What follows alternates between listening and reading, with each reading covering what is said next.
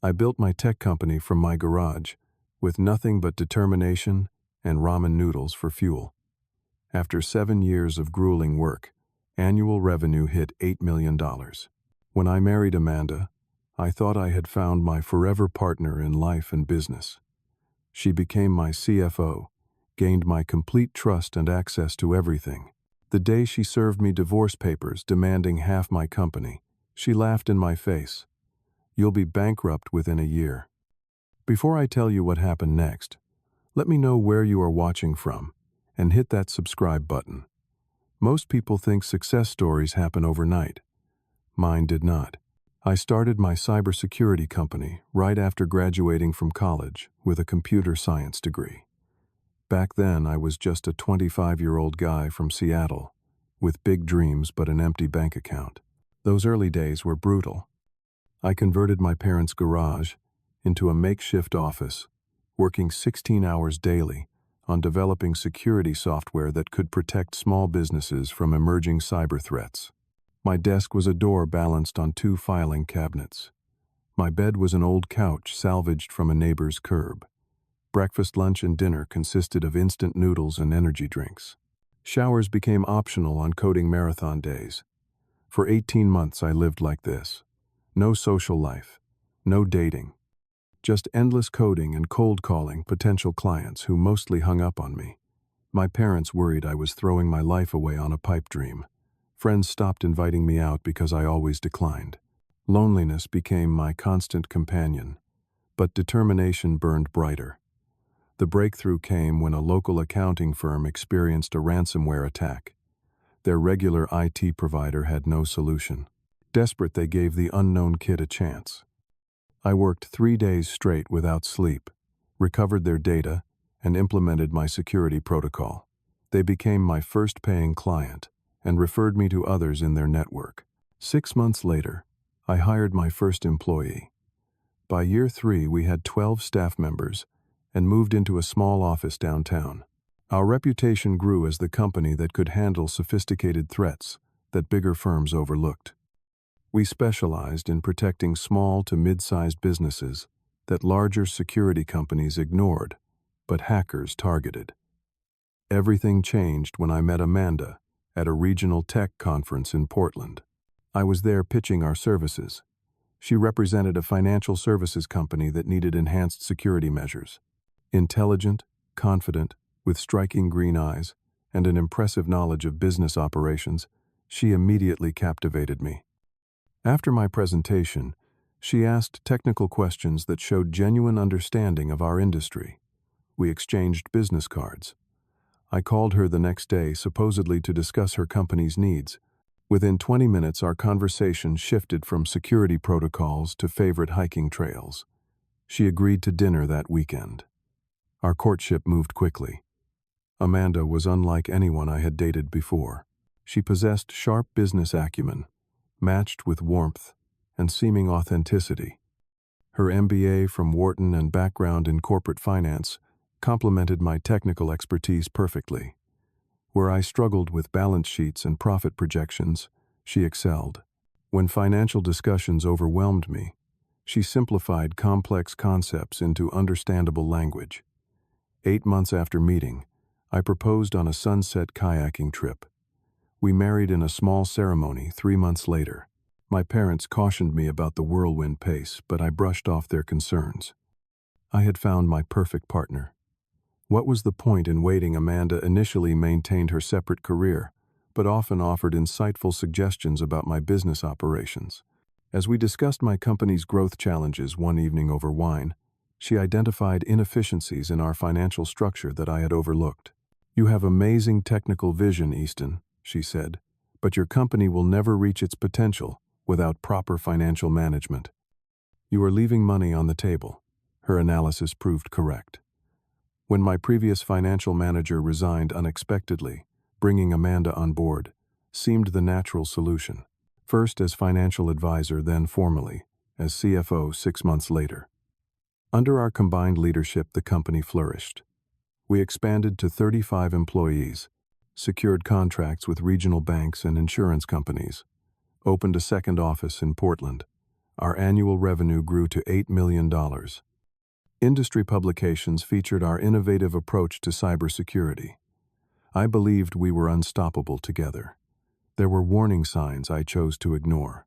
Small moments that seemed insignificant in isolation, but formed a pattern in retrospect. Amanda began questioning our employee benefits package, calling it excessively generous. She complained about profit sharing with key team members. They are just employees, not owners, she would say. They can be replaced if needed. This contradicted my philosophy of treating staff like family, but I rationalized that her business education provided perspective I lacked. She gradually centralized financial control, insisting on revamping our entire company structure. Banking arrangements changed. New accounting systems were implemented that only she fully understood. Team leaders suddenly needed her approval for expenditures they previously handled independently.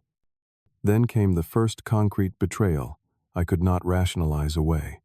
My lead developer, Jackson, mentioned seeing Amanda meeting with representatives from our biggest competitor at a downtown restaurant. When I casually asked her about it that evening, her reaction was disturbing. "Are you having me followed?"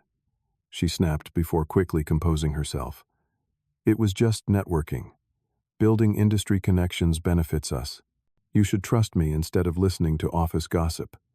Her explanation seemed reasonable, yet her initial defensiveness nagged at me. Still, I buried my concerns. She was my wife, my partner, the person I trusted most in the world. Suspicion felt like betrayal itself. 2 weeks later, I needed tax documents from our home office. While searching her desk drawer, I found a folder containing financial projections I had never seen, separate bank account statements, notes about company assets and valuation methods, a business card from a family law attorney specializing in high net worth divorces. My stomach dropped as I realized something fundamental had shifted beneath my feet. The discovery of those hidden documents was just the beginning. Later that week, I found emails between Amanda and several law firms specializing in business dissolution and asset division. Not typical correspondence for a CFO concerned with company growth. These were consultations about extracting maximum value from a business during ownership disputes. My suspicion transformed into full investigation. I hired a private forensic accountant to discreetly examine our corporate finances. His findings confirmed my worst fears. Amanda had been systematically documenting every aspect of our intellectual property, creating separate records of client relationships, cataloging my development processes, essentially preparing to claim equal credit for everything I had built. The bomb dropped during our quarterly leadership meeting. As I discussed expansion plans with our management team, the conference room door opened. A courier entered and handed me an envelope. Inside were divorce papers, not just personal separation, but immediate demand for 50% ownership transfer of my company. The timing was clearly calculated for maximum professional humiliation. My team watched in stunned silence as I excused myself. Amanda had not even bothered to come to the office that day. When I called demanding an explanation, her voice carried no trace of the woman I married. "This is just business, Easton. I have been instrumental in growing the company to its current valuation. Half is legally mine. My lawyers will be contacting you about transitional management." That same afternoon, I discovered she had copied extensive proprietary code and client databases in the preceding weeks. Material I had developed years before meeting her was suddenly claimed as jointly created intellectual property. Her preparation had been meticulous and extended over months, possibly years. Within days, her legal team secured a temporary business injunction that effectively paralyzed our operations. Client work continued, but no major decisions could be implemented without dual approval. No significant funds moved without court oversight. The company I had built from nothing became a battleground controlled by legal strangers. The court proceedings were excruciating. My business, my life's work, was dissected like a laboratory specimen. Every decision, every development, milestone, every client relationship was scrutinized to determine her contribution. Amanda presented herself as the business genius behind our growth, portraying me as merely a talented programmer who would have remained in a garage without her financial acumen. People I considered friends testified on her behalf. She had methodically built relationships with them, sharing selective stories that painted her as the underappreciated partner. Some believed her narrative. Others simply feared being on the wrong side of whoever would ultimately control the company. After 8 grueling weeks, the judge ruled. The business would remain intact with split ownership. Amanda would retain her CFO position with equal decision-making authority. We would need to collaborate on all significant business matters, despite our personal separation. It was a nightmare scenario. Outside the courthouse, as our respective attorneys discussed implementation details, Amanda approached me with a cold smile. "You know you will be bankrupt within a year," she said quietly. "I built this company as much as you did, and now I will show you how dispensable you really are. You never appreciated my contribution. Now you will see exactly what I am worth." Her words cut deeper than the legal defeat.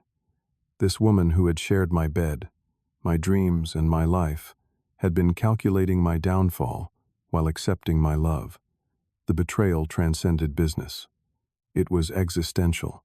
The following weeks brought complete emotional collapse. Sleep became impossible without medication. I lost 20 pounds.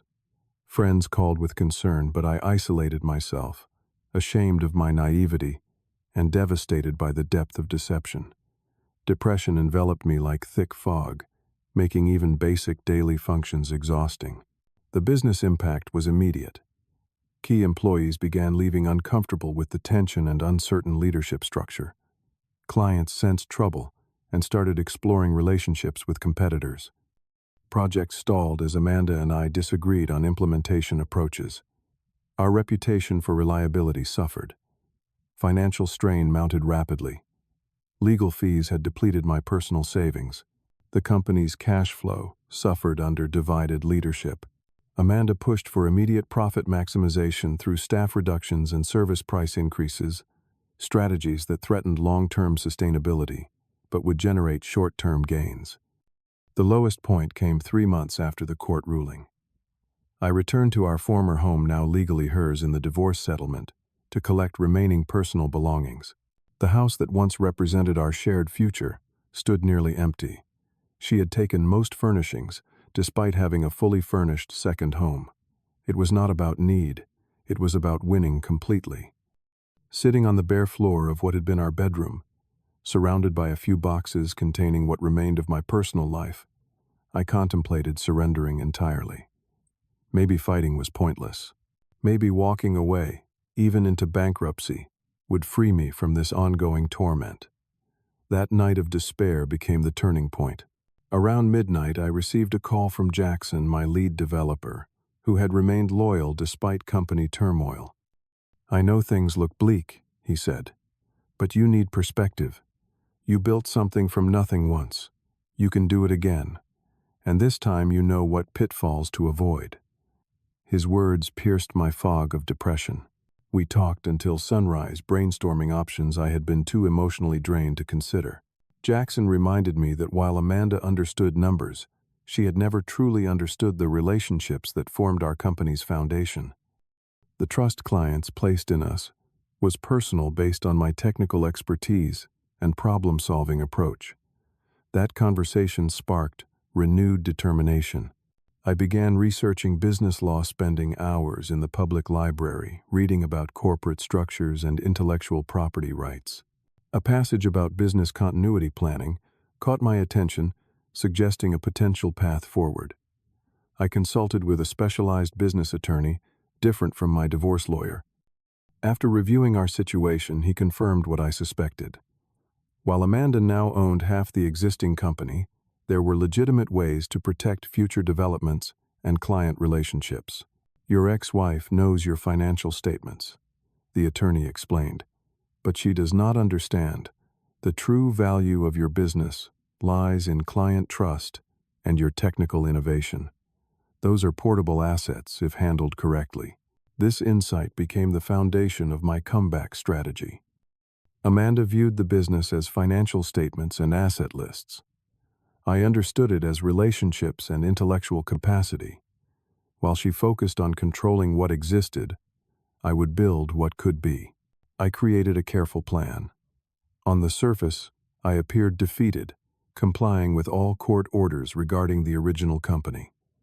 I attended required meetings, signed necessary documents, and avoided direct conflict with Amanda. Meanwhile, I quietly began rebuilding personal connections with our most valuable clients. Many of these relationships had existed before Amanda joined the company. During evening calls and weekend coffees, I explained the situation honestly to key clients, not seeking sympathy but ensuring they understood service continuity remained my priority, despite corporate challenges. Simultaneously, I established a new legal entity, structured as a technology consulting firm rather than a direct competitor to our original company. This approach stayed within legal boundaries while creating a foundation for future growth. My attorney confirmed this strategy complied with my non-compete restrictions since it operated in an adjacent service category. I legally transferred intellectual property I had created before my marriage, which remained separately owned despite Amanda's claims. This provided the technical foundation for new service offerings that enhanced rather than replaced our original company's products. The most strategic move involved creating a subsidiary that technically owned the main revenue streams, while the parent company, Amanda partially controlled, became primarily a holding entity. This complex but legal restructuring happened gradually through proper corporate governance procedures she often overlooked, focusing instead on immediate profit extraction. This approach created ethical struggles. Was I being manipulative? The justification that kept me moving forward was protecting employee livelihoods. Amanda's aggressive cost-cutting threatened dedicated team members who had helped build the company. Their jobs, families, and financial security were at stake. This wasn't just about me anymore. While I rebuilt foundations, Amanda focused on extracting maximum short-term profit. She cut research budgets, reduced customer support, and raised prices. These decisions generated immediate revenue increases, but eroded the client relationships that sustained long-term growth. She saw quarterly numbers improving and believed she was winning. I maintained strict compliance with all legal requirements while executing my strategic pivot. Nothing done violated court orders or ownership agreements. I simply used my understanding of our industry to make legitimate business decisions within my authority. The shift happened gradually. Valuable clients began requesting their projects be handled by the new division I supervised. Key employees dissatisfied with Amanda's management style asked to transfer to my department. We introduced enhanced service packages that technically fell outside the original company's scope, but addressed evolving client needs. Through these months, I transformed from broken to strategic. My confidence returned as small successes accumulated. Each client who followed me, each employee who requested transfer, each new service successfully launched, became proof that Amanda had underestimated my resilience. For 4 months, she remained focused on the apparent success of extracting profit from what she considered her half of the company. Balance sheets looked positive. Cash reserves grew. Only gradually did she notice problems developing. Client renewal rates declining. Staff turnover increasing. New business acquisition slowing. By the time she recognized what was happening, the momentum had become irreversible.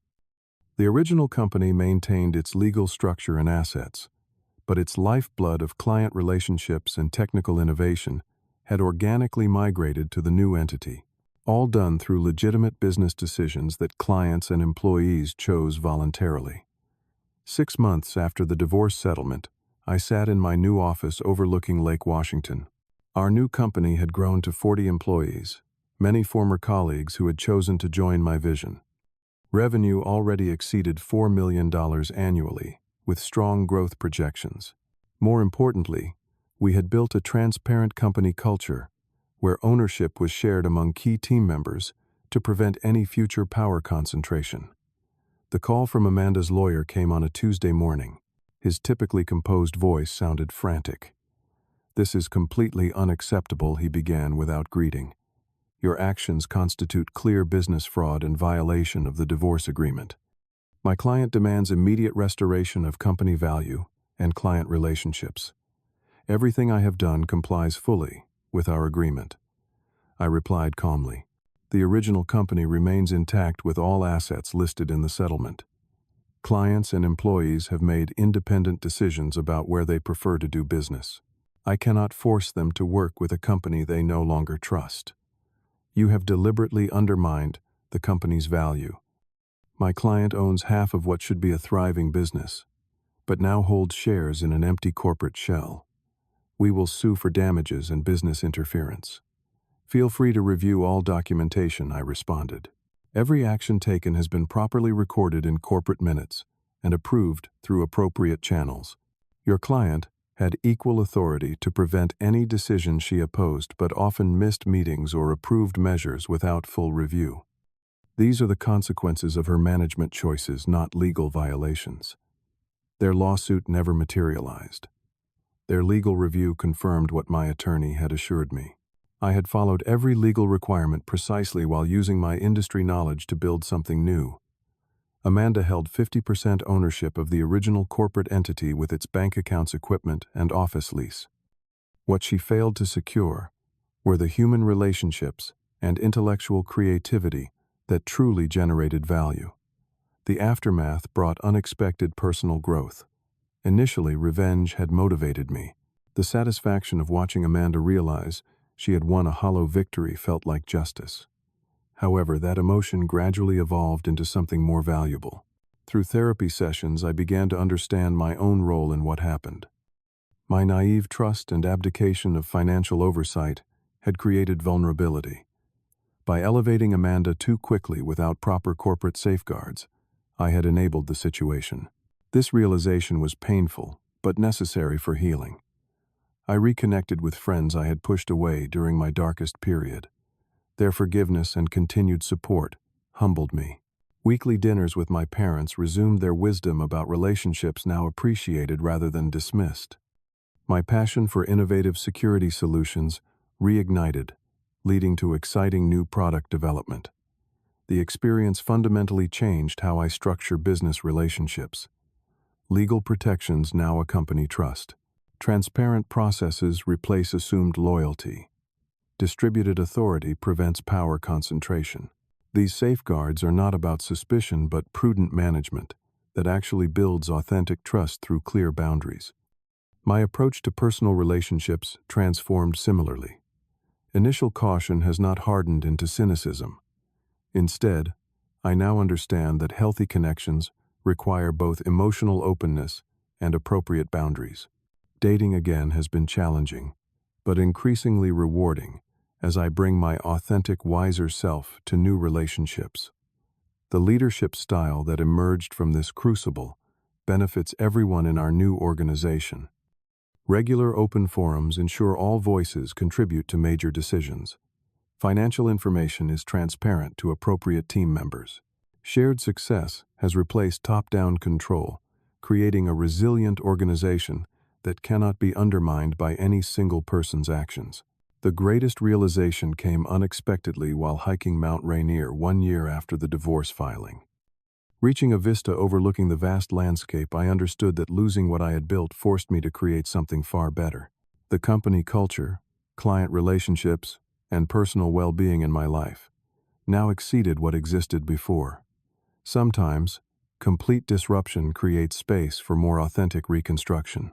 This experience taught me that true resilience comes not from never falling but from how you transform through recovery. Trust remains essential for meaningful connection, but verification creates the safe container for that trust to flourish authentically. Success is sweetest when shared rather than hoarded. And sometimes, those who intend to destroy you actually set you free to build something more aligned with your deepest values. Have you ever experienced betrayal that eventually led to something better in your life? Share your story in the comments below. Sometimes our most painful moments become our most important turning points. If this story resonated with you, please hit the like button and subscribe to hear more journeys of resilience and transformation. Thank you for listening. And remember that your response to difficulty, not the difficulty itself, determines your ultimate destination.